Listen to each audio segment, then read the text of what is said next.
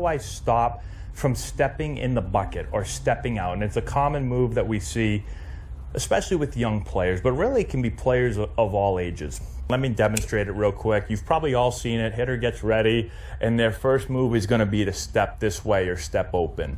Right? And the second I do this, now I've lost plate coverage. You see a lot of step out here and then bail and reach, right? And so I'm not able to stay on the ball. I can't really drive anything, especially the opposite field. I roll over a lot, and I have no plate coverage. I can't drive anything on the outside part of the plate. And if you have a player that is consistently stepping out, first thing is look at their posture.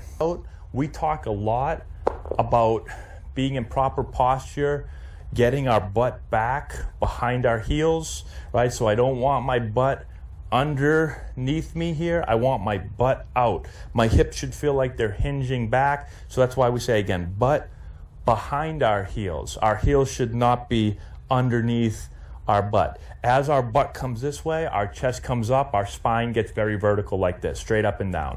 As we get our hips to hinge back, but behind our heels, now our chest automatically comes over the plate, and now you see instead of 0 degrees, it's starting to get over this way more. And so I've had players where I simply just work on their posture. All of a sudden, I push their butt back behind their heels, I get their chest over, and now they take their stride. And instead of striding out here, they all of a sudden start striding straight. Now, one way that we can work on posture, and one way that I explain it to hitters also, is that if I'm set up and I've got a wall behind me, right? So hopefully I'll move down here a little bit. I think you guys can see. Let's say I've got a net or a wall behind me right here. Well, I'll set the hitter up a few inches, especially if they're a real tall vertical hitter, right?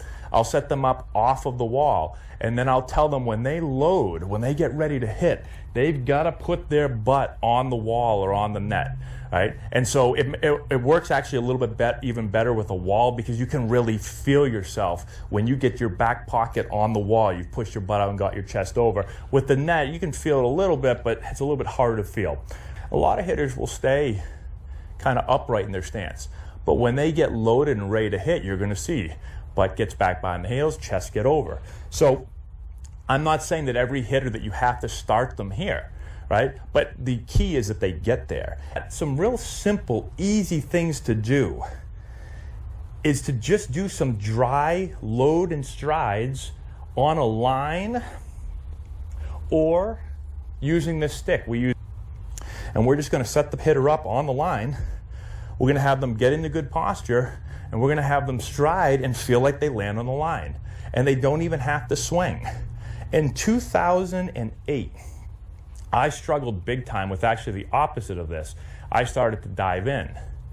And I tried a lot of things, and it was difficult for me to make the change. And so what did I do? I was actually in this exact building 14 years ago. I was on a line, and I was going through my load and my stride, and I'd look down and make sure that I took a straight stride. And I did that over and over and over and over again until that's the only way I knew how to stride.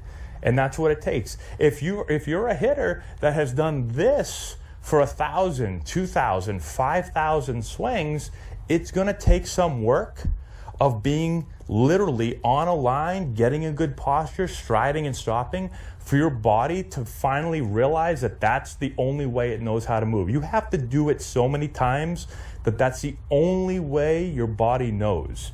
And like I said, if you've done this, well, your body knows this. So you try to tell it, yeah, let's stride straight, body, yeah, stride straight. Okay, you might be telling your body that. You practice it a few times, oh, I think I got it. You go into a game, guaranteed, when there's some pressure added, and now you're competing against a pitcher trying to get you out, your body is going to go back to what it's programmed to do. So the only way to break that habit is you better get a lot of reps in. A lot of reps, until that is the only way your body knows how to stride.